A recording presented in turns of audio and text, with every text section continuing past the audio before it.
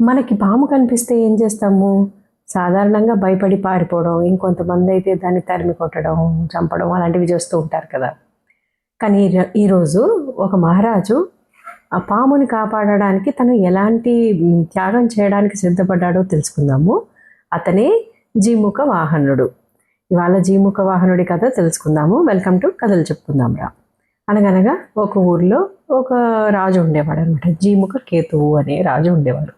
ఆ దంపతులకు లేక లేక ఒక కొడుకు పుడతాడనమాట. అతని పేరు జీముఖ వాహనుడు.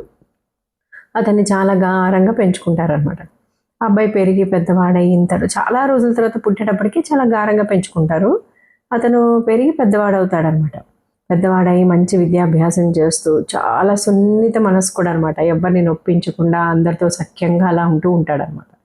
అయితే అతను ఒకసారి పెద్దవాడైన తర్వాత అడవిలో ఒకసారి అలా విహారానికి వెళ్తూ ఉంటాడనమాట. వెళ్తూ ఉండగా అక్కడ ఒక విశ్వవసుర అనే రాజు ఒక రాజ్యంలోకి వెళ్తాడనమాట.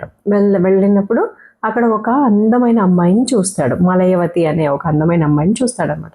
ఆమె కూడా ఈ రాజుని చూస్తుంది, చాలా బాగున్నాడే అనుకుంటుంది. కానీ ఎవరి పేర్లు తెలియవన్నమాట. అయితే సరే తిరిగి వెనక్కి వచ్చేస్తారు. ఈ మలయవతి రాజు అన్నగారి పేరు మిత్రవసు అనమాట. ఆ మిత్రవసు వచ్చి, అమ్మ చెల్లమ్మ నీకు స్వయంవరం చేద్దాం అనుకుంటున్నాము, నీ మనసులో ఎవరైనా ఉంటే చెప్పు, వాళ్ళని పిలిచి మనం నీకు వాళ్ళకి ఇచ్చి వివాహం జరిపిద్దాం అనుకుంటున్నాను అంటే ఆమె అంటుంది, సరే నేను ఇట్లా ఒక ఆయనని చూశాను, అతను ఎవరో తెలీదు, ఫలానా అని గుర్తులు చెప్తుంది అనమాట. చెప్పేటప్పటికి అతను ఈ రాజు ఏంటి అతనే మన జీముఖ వాహనుడు అనుకుని గుర్తించి జీముఖ వాహనుడి దగ్గరికి వెళ్ళి వీళ్ళ మా చెల్లిని ఇష్టపడింది అని చెప్తాడనమాట.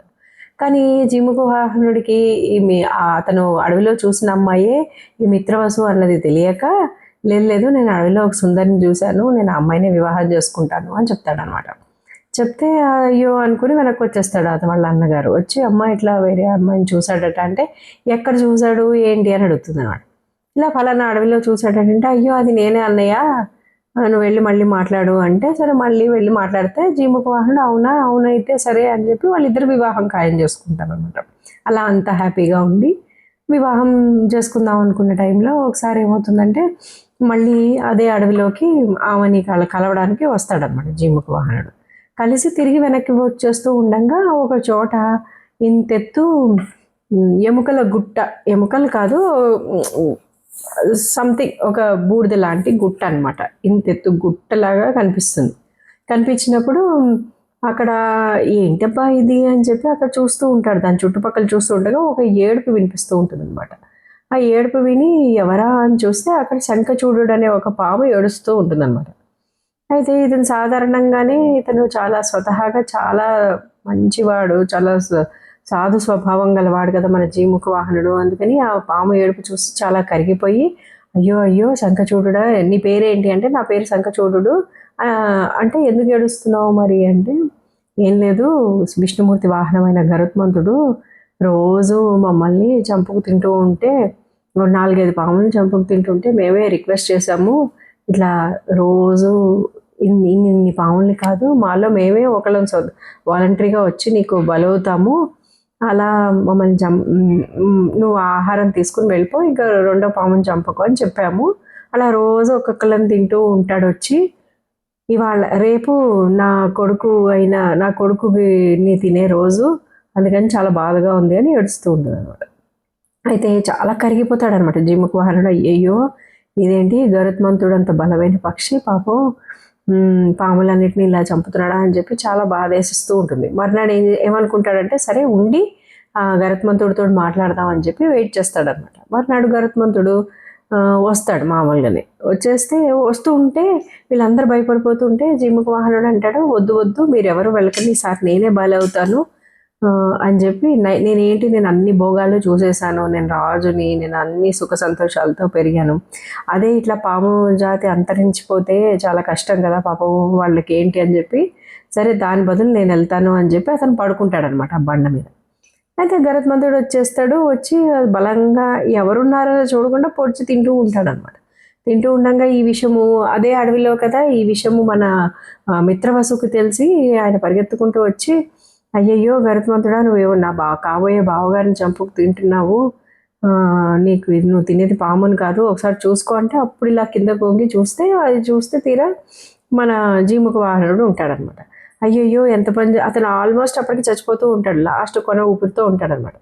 అయితే అయ్యో నువ్వేంటి ఇంత పని చేసావు, నేను చంపాలనుకున్నది పాముని కదా, నువ్వెందుకు వచ్చావు అంటే అతను అంటాడు, నేను పాము బదులు నన్ను నేను త్యాగం చేసుకుందామని వచ్చాను, నేను అంత జీవితంలో అన్నీ చూసేసాను, పాపం పాముల జాతి అంతరించిపోతే ఎలాగా, తప్పు కదా అంటే అతను కరిగిపోతాడనమాట.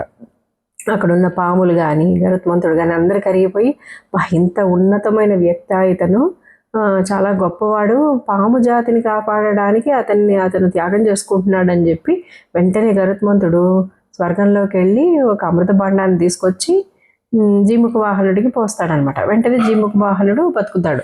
అతను అంటాడు, నన్ను బతికించడం కాదు ఇంపార్టెంట్, నువ్వు వీళ్ళందరినీ పాముల్ని నువ్వు చంపకూడదు అని నాకు వాగ్దానం చేయంటే, సరే సరే నేను తప్పకుండా ఇంకా పాముల జోలికి రాను, పాముల్ని నేను తినను అని చెప్పి, అంతేకాకుండా చంపేసిన గుట్టలా పడిపోయిన పాముల ఇవి కట్టు ఉంటుంది కదా, వాటి మీద కూడా అమృత భాండం పోస్తే ఆ పాములన్నీ కూడా తిరిగి వస్తాయి అనమాట.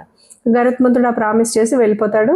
ఇంకా పాములన్నీ కూడా జీముఖ వాహనుడికి నమస్కారం చేస్తాయి అనమాట. నువ్వు చాలా మా జాతినే కాపాడావు, నువ్వు చాలా గొప్పవాడివి అని చెప్పి అన్ని పొగిడి, నీకు ఎప్పుడు ఏ అవసరం వచ్చినా మేము చేస్తాము అని చెప్పి వాగ్దానం చేసి వెళ్తాయి అనమాట. ఇంకా జీముఖ వాహనుడు కూడా తిరిగి వచ్చి మన మలయవతిని వివాహం చేసుకుని చక్కగా సంతోషంగా కాలం వెళ్ళగలుగుతాడు అనమాట. సో ఈ కథలో నీతి ఏంటి అంటే, ఒక జాతిని కాపాడడానికి త్యాగం చేసేసాడనమాట. కానీ ఏమైంది, అట్లా మనం పరోపకారం చేయడానికి సిద్ధపడితే ప్రకృతి కూడా మనకి సహాయం చేస్తుందన్నమాట. అతని పాములకే కాదు అతనికి కూడా సుఖ సంతోషాలు కలిగించేటట్టుగా దీవించి వెళ్ళారనమాట. సో మళ్ళీ ఇంకోసారి మరొక మంచి కథతో మీ ముందుకు వచ్చేస్తాను. Until then bye.